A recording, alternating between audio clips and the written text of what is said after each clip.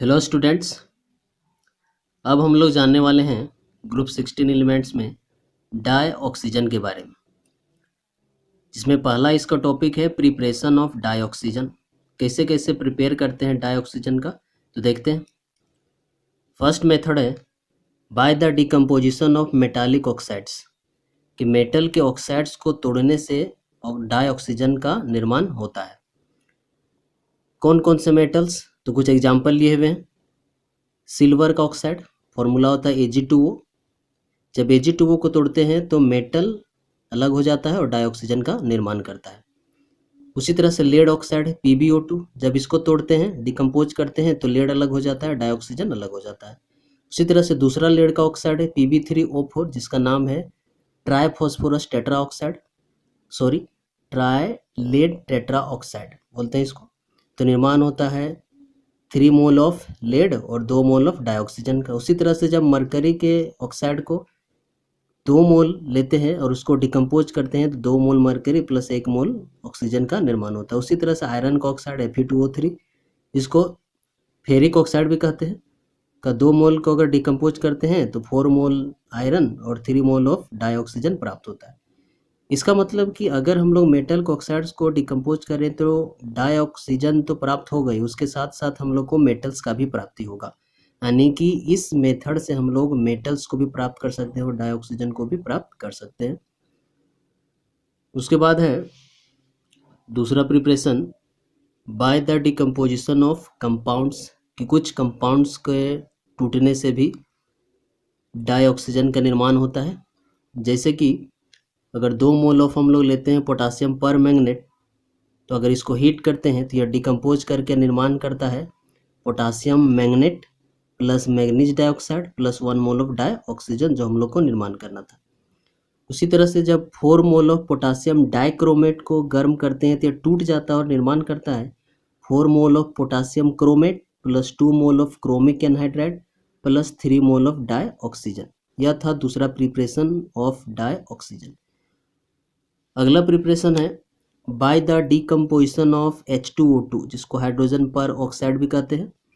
तो जब 2 mole of hydrogen पर ऑक्साइड को हीट करते हैं तो यह डिकम्पोज होकर निर्माण करता है 2 mole of water plus 1 mole of dioxygen. यह था तीसरा प्रिपरेशन। अगला प्रिपरेशन है लैब प्रिपरेशन। लेबोरेटरी में इस मेथड का ज़्यादातर प्रयोग किया जाता है, इसलिए इसका नाम है लैब प्रिपरेशन। इसमें क्या करते हैं हम लोग कि पोटासियम क्लोरेट को हीट करते हैं मैग्नीज डाइऑक्साइड के प्रेजेंस में 200 डिग्री सेल्सियस पर। मैग्नीज डाइऑक्साइड कैटेलिस्ट की तरह बिहेव करेगा, उत्प्रेरक की तरह। उत्प्रेरक का क्या काम है, तो उत्प्रेरक किसी भी रिएक्शन के रेट को इंक्रीज करता है, उसके दर को बढ़ाता है, जिससे रिएक्टेंट अभिक्रिया करके जल्दी से जल्दी प्रोडक्ट के रूप में कन्वर्ट हो।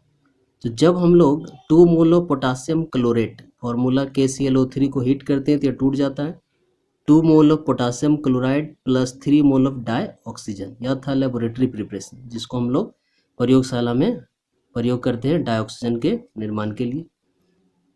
अगला प्रिपरेशन है कॉमर्शियल प्रिपरेशन। व्यावसायिक रूप से किस तरह से डाइऑक्सीजन का निर्माण किया जाता है, तो कॉमर्शियली व्यावसायिक रूप से it is prepared by electrolysis of H2O2, कि व्यावसायिक रूप से डाइऑक्सीजन के निर्माण इलेक्ट्रोलाइसिस एक मेथड है जिसके उपयोग करके H2O2 की मदद से डाइऑक्सीजन का निर्माण होता है। और फ्रैक्शनल डिस्टिलेशन ऑफ O2, और जो है सो फिर जो हम लोग को इलेक्ट्रोलाइसिस के फलस्वरूप जो डाइऑक्सीजन का निर्माण होता है उसको फ्रैक्शनल डिस्टिलेशन करते हैं ताकि शुद्ध फॉर्म में डाइऑक्सीजन का हम लोग को प्राप्ति हो सके। अब इलेक्ट्रोलाइसिस किस तरह से करते हैं उसको देख लेते हैं थोड़ा।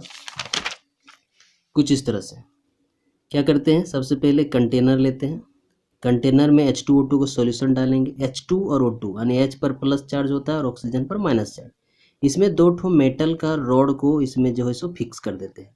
2 ठो मेटल का रॉड है या इसमें से एक मेटल का रॉड जो है सो पॉजिटिवली चार्ज होता है, जबकि एक मेटल का रॉड नेगेटिवली। जो नेगेटिवली चार्ज होता है उसको एनोड कहते हैं, जो पॉजिटिवली चार्ज होता है उसको कैथोड कहते हैं। और दोनों रॉड को इलेक्ट्रिसिटी से कनेक्ट कर देते हैं। जैसे इलेक्ट्रिसिटी से कनेक्ट करके स्विच ऑन करते हैं तो इलेक्ट्रिक करंट पास होगा, जिसके कारण से आयंस का मूवमेंट होता है। हम लोग जानते हैं H2O2 में H पर प्लस और ऑक्सीजन पे माइनस चार्ज होता है। तो माइनस वाला जो है सो जमा हो जाता है प्लस वाले इलेक्ट्रोड पर और प्लस वाला जमा हो जाता है माइनस वाले इलेक्ट्रोड पर।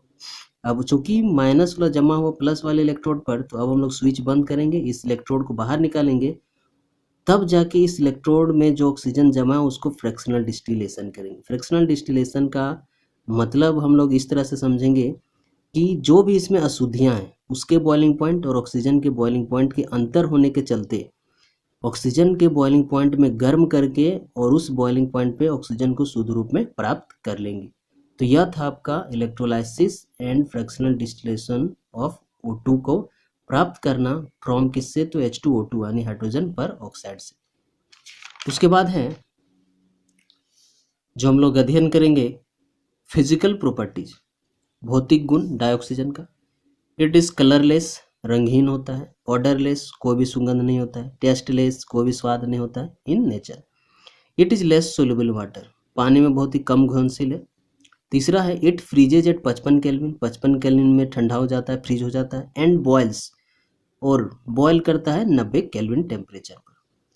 उसके बाद हम लोग अध्ययन करेंगे केमिकल प्रॉपर्टीज के बारे में, रासायनिक गुणों के बारे में, जिसमें से पहला गुण है डीकम्पोजिशन यानी टूटना, कि जब डाई ऑक्सीजन को गर्म करते हैं तो यह टूट जाता है और डाई ऑक्सीजन में कितना ऑक्सीजन, 2 ऑक्सीजन, दोनों सेपरेट हो जाता है, दोनों अलग अलग हो जाता है। और प्रत्येक सिंगल ऑक्सीजन को नेसेंट ऑक्सीजन कहते हैं, यानी कि जब डाई ऑक्सीजन को गर्म करते हैं तो डिकम्पोज होके दोनों अलग अलग हो जाता है ऑक्सीजन एटम जो इसमें है। डाई ऑक्सीजन में 2 ऑक्सीजन है, दोनों अलग हो जाएगा और प्रत्येक सिंगल ऑक्सीजन को नेसेंट ऑक्सीजन कहते हैं। इसलिए लिखा गया कि डाई ऑक्सीजन को हीट करेंगे तो नेसेंट ऑक्सीजन में कन्वर्ट हो जाएगा। अगला केमिकल प्रॉपर्टी है रिएक्शन विथ मेटल्स, धातुओं के साथ अभिक्रिया। जब भी ऑक्सीजन को धातु के साथ अभिक्रिया करते हैं तो धातु का ऑक्साइड हम लोग को प्राप्त होता है, यानी कि ये मेटल का ऑक्साइड प्राप्त होता है, चाहे कोई भी मेटल हो। जिंक को जब गर्म करते हैं तो जिंक ऑक्साइड प्राप्त होता है, ZnO। बैलेंस करने के लिए 2 यहाँ से इंटू किया गया और यहाँ पर 2 इंटू किया गया है।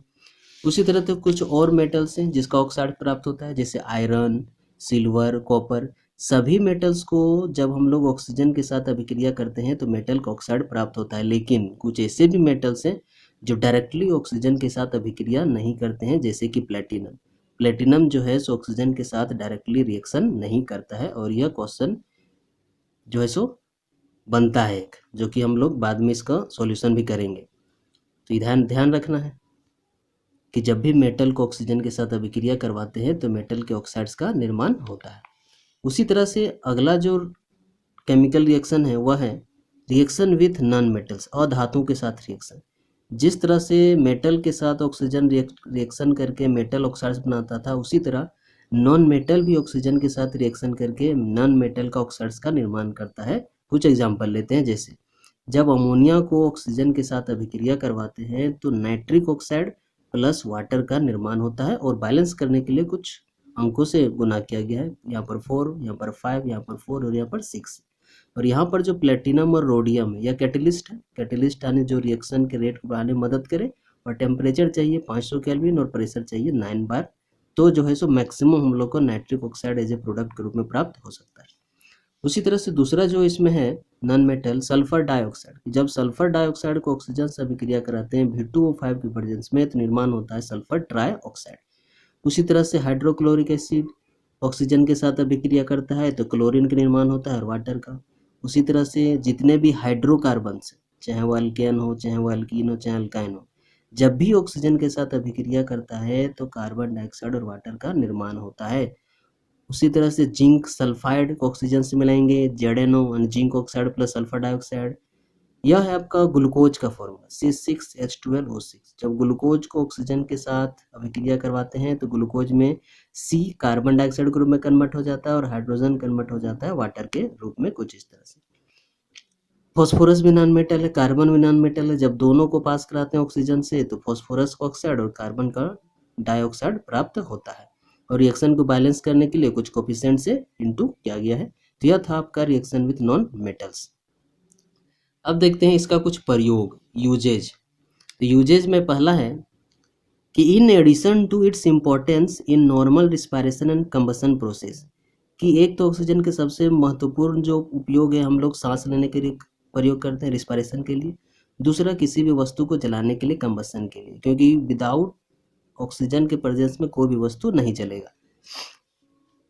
उसके बाद है कि di oxygen is used in oxyacetylene welding. Welding में ही जो हम लोग दुकान में जाते हैं वेल्डिंग कराने के लिए, तो ऑक्सीएसिटिलीन यानी एसिटिलीन को ऑक्साइड का प्रयोग करके वेल्डिंग किया जाता है, यानी ऑक्सीजन से ही निर्माण होता है ऑक्सीएसिटिलीन का। In the manufacture of many metals and oxygen, और इसका प्रयोग बहुत सारे मेटल्स का निर्माण करने के लिए भी किया जाता है। और आखिरी है oxygen cylinders are used in hospitals. Hospitals में भी ऑक्सीजन सिलेंडर का प्रयोग किया जाता है ताकि पेशेंट को ऑक्सीजन प्रदान किया जा सके। तो यह था आपका कंप्लीट डाई ऑक्सीजन के बारे में, उसका preparation, physical property, chemical property and usage.